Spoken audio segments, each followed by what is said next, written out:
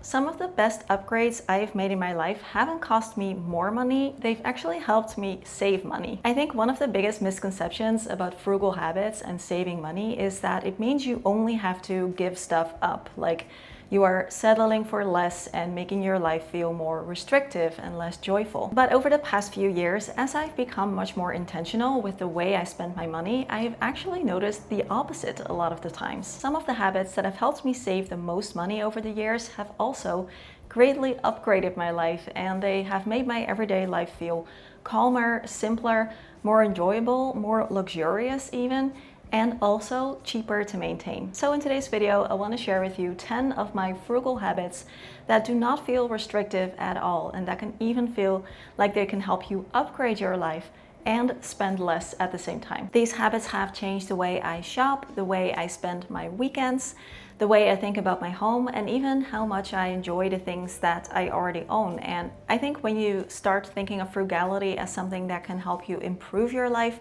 rather than limit it, everything can change. So as always, feel free to join me, grab yourself something nice to drink, and let's talk about it.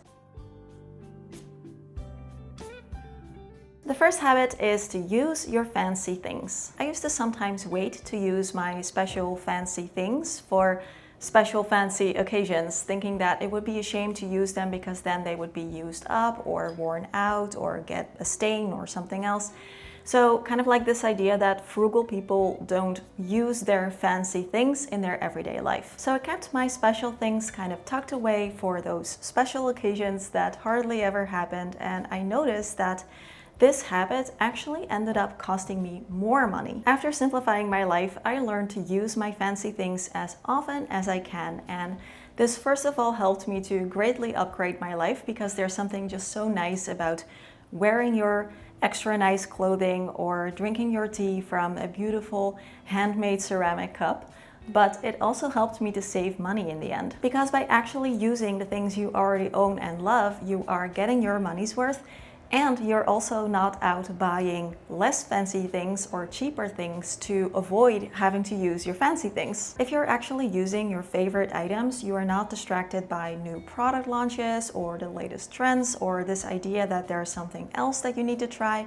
You already know what your favorite is and you're actively using it. Because if you've already spent money on something that makes you feel happy and feel great, why not let it do that for you? For the longest time, I had this really beautiful, expensive perfume that I got as a gift, and I really loved it, but I was very careful with it because it was expensive, so I only used it on special occasions. And what ended up happening was me buying cheaper perfumes that I felt less guilty about using every day, and then before I knew it, I had like a shelf full of cheaper bottles of perfume that I sort of liked, while my favorite perfume was sitting in my nightstand losing its scent over time. This mindset of buying like everyday versions of the things you already have and love might actually end up costing you more money in the end, because yeah, we don't need those other versions if you already have something that you can use and that you really love. And even if it is something that will run out and need replacing after a while, like a perfume, you're probably still cheaper if you just buy the one thing that you really love instead of always being on the lookout for cheaper versions of the thing. So if you have some beautiful ceramics or a really fancy, beautiful dress that makes you feel great, or an expensive candle that you got as a gift or something, use it on any typical day, like any typical Tuesday. It can really help to upgrade your life and also save money. The second habit is to have a personal shopping plan. What I've learned is that frugality isn't necessarily about like saying no to everything fun. It's more so about being really picky and having high standards. One of the biggest consumerist traps is buying a lot of things quickly and cheaply without thinking too much about it beforehand, instead of just buying one or two things slowly and intentionally. And this is where I think a personal shopping plan can be really, really helpful. And what it is exactly can be different from person to person, because that depends on what you find important. But having a few rules for yourself, or like a shopping plan to think about before you even start looking for an item, can really help. If you go shopping without a plan, it is much easier to end up with a bunch of things that are like just okay. And in my experience, these are usually the purchases that I will end up regretting. So you can decide for yourself. Maybe for you, It is something about looking for natural fibers when you go shopping for clothing and having it clear for yourself which fibers or blends you really enjoy wearing. Maybe your plan is to always try and see if you can buy something secondhand before you look for it new. For me, I have several. For example, if I'm looking for something like cosmetics, it needs to be from a brand that doesn't test on animals. Or when I buy something for my home, I always look for something that I genuinely like looking at, that I think is beautiful, but is also functional. It could also be always sticking to a certain budget before you look for something. So the specifics can be different from person to person.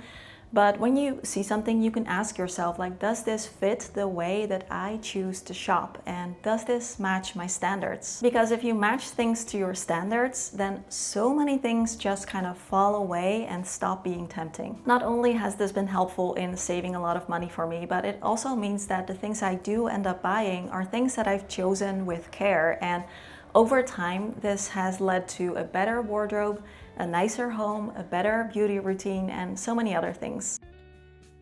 Habit number 3 is spending time outdoors and in nature. For me, one of the best ways to spend less money without even feel like I'm trying is to find more enjoyment in the simple things and to make sure that I have plenty of things to do that I genuinely enjoy that are either free or almost free.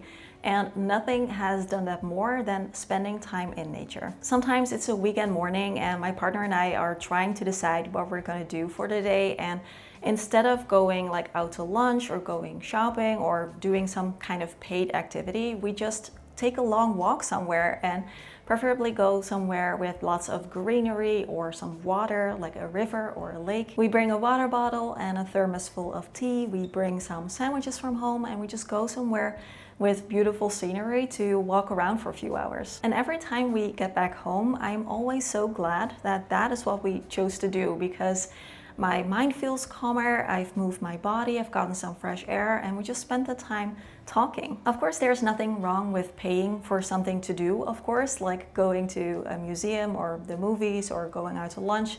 I still enjoy those things too.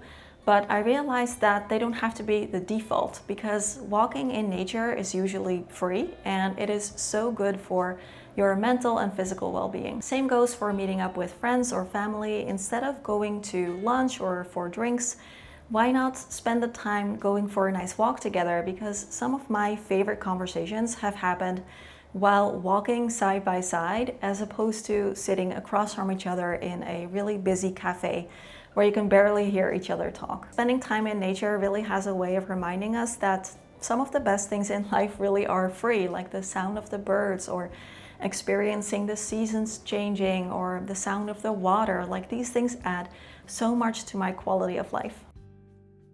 The next habit is doing seasonal declutters, and this might sound counterintuitive because you're ending up with less stuff at the end, but for me, doing seasonal declutters has probably been one of the biggest reasons that I buy fewer things today. If we never take the time to declutter or simplify our home in some way, then it becomes really difficult to know what we already own, and lots of things can get hidden in drawers or tucked away at the back of cupboards or mixed in with a bunch of things that we also never use. I mean, my wardrobe was such a huge mess before I became a minimalist. There was so many clothing items just crammed in there, and I never looked at the back of my wardrobe, so there were items there that I hadn't seen in years and really didn't remember that I had. And if our home is like that, then our first thought probably isn't, oh yeah, I think I already have something for that.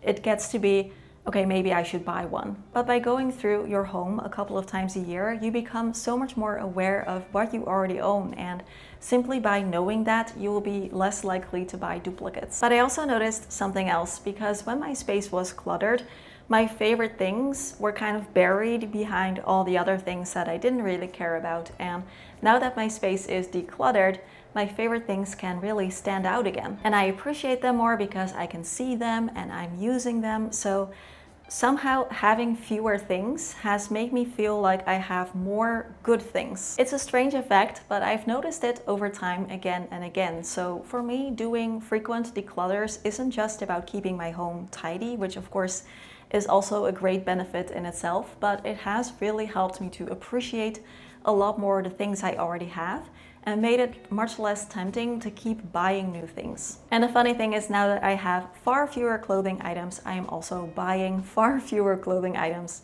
than when I was younger.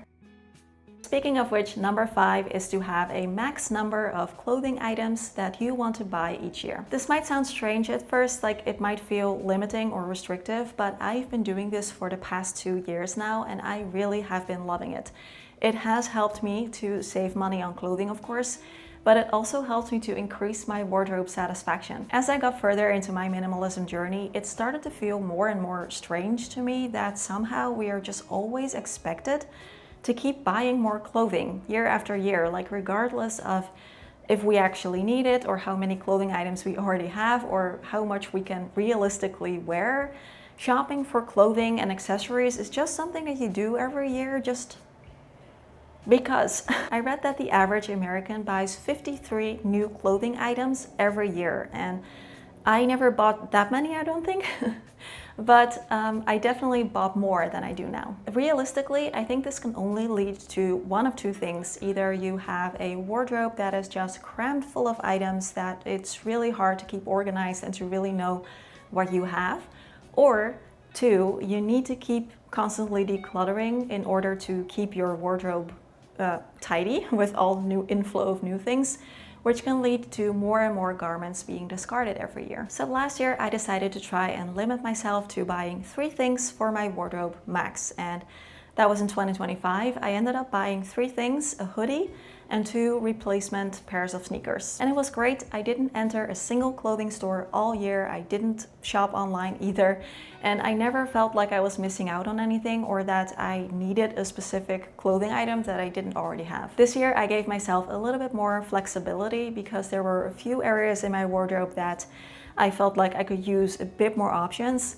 So I increased it to 8. Not only has this been really easy, it saved me time, it saved me money, it saved me space, but it also helped me to buy better things, because when you only have a certain number of purchases available, you become more and more intentional with them and really thinking them through. This can help avoid impulse purchases or buying something just because it's trendy or because it's on sale.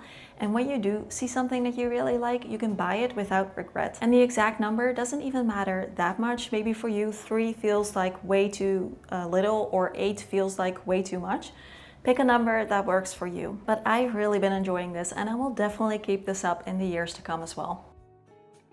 The next one is always considering the use case. This habit has helped me save so much money over the years. So when I'm considering buying something, I ask myself, what is the use case for this? In other words, when, where, and how am I actually going to use it, and be really realistic about it? Because sometimes I come across something that is genuinely like beautiful and well made and high quality, and then that makes me appreciate it and also want it. But simply liking it or admiring it doesn't mean that you also have a place for it in your life, or that there's a realistic use case for this thing. So when you come across a water bottle that is well made, high quality, it's in a color you like, it's on sale, then the question isn't just, is this a good water bottle? The question is also, what is the use case going to be for you? If you already own 8 water bottles, then is this one going to replace some of them that are leaking or low quality?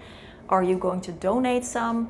What are you going to do with it? Or is this just going to be bottle number 9? If it's going to replace the ones that are not working for you, then there could be a use case.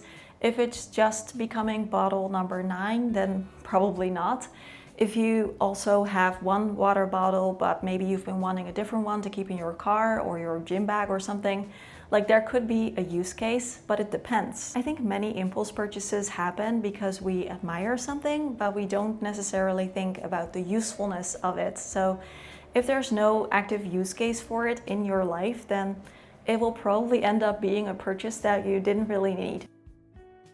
The next frugal habit is doing things out of season, and this one might even be one of my favorites because it feels like I'm getting the best of both worlds. I pay less and I'm getting a better experience. Think about holidays and travel. If you have the flexibility to travel just before or just after peak season, you will find lower prices, fewer crowds, you won't have to queue for hours, so you're getting to experience that place without thousands of other people also trying to experience that place. Same goes for day trips and outings. So when I go to the movies, I typically try to go on a weekday morning if I can, because tickets will be cheaper, the cinema will be much quieter, and I will have a better experience with the movie because there are way fewer distractions. And the same can apply to shopping. So if you already know that you will need something in the next few months, it can sometimes really help to get it now instead of waiting until everyone else needs it too. For example, if I already know that I will need a new winter coat next winter, then I will start looking for one when the old winter stuff goes on sale. Planning ahead can help you avoid having to pay full price simply because the demand is also high at that time, and you can also just take your time looking for it without all the crowds. So I've learned to kind of follow my own timing when it comes to things and not follow the crowds or do things when they are very popular. And this way I end up saving more money and enjoying it more.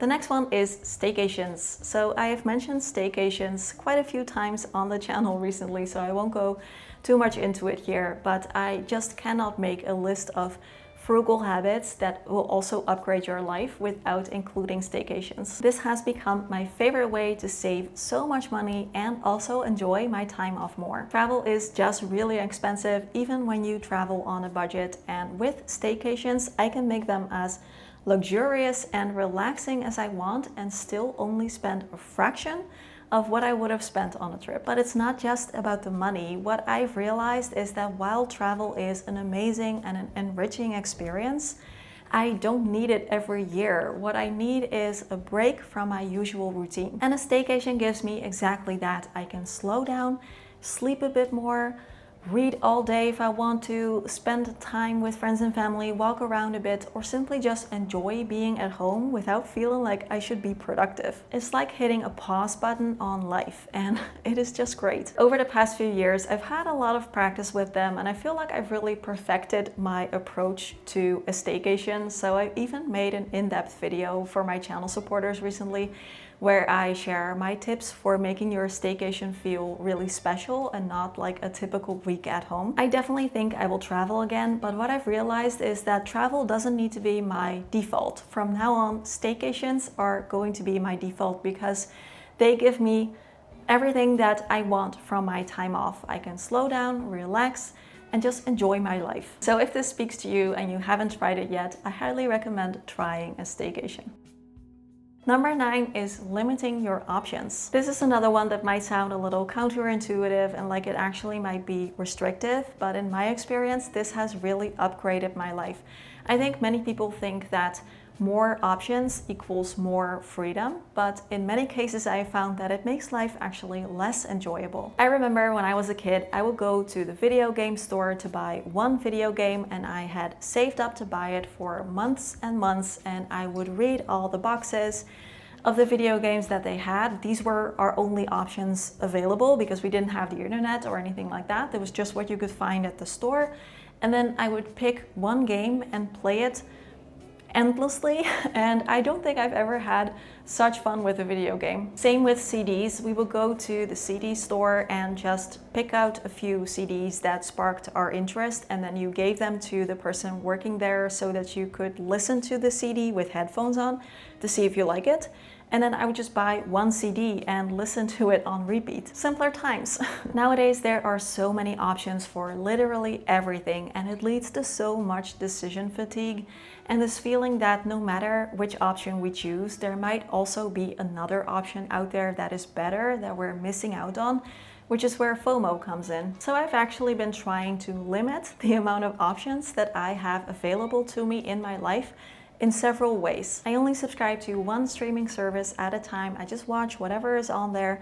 If I've watched everything that I'm interested in, I will stop it and do another subscription and watch that. I only buy books when I finished all the books that I still had, and when I do, I only buy a small handful. Same with my wardrobe and my accessories. I only have a few options when it comes to bags, shoes, accessories, jewelry. I don't buy more. I just use the ones that I already have and have a few options to choose from. Life is so much simpler and easier this way. I have so much less decision fatigue. I usually feel pretty good about my choices. I'm not worrying if there's maybe something better out there. And of course, it helps me save money too. And habit number 10 is prioritizing value over price and knowing the difference between something being expensive or something being costly. It's often assumed that frugal living means trying to find the cheapest options. And in some cases, I think that can work because, you know, I am a Dutch person. We love a good bargain.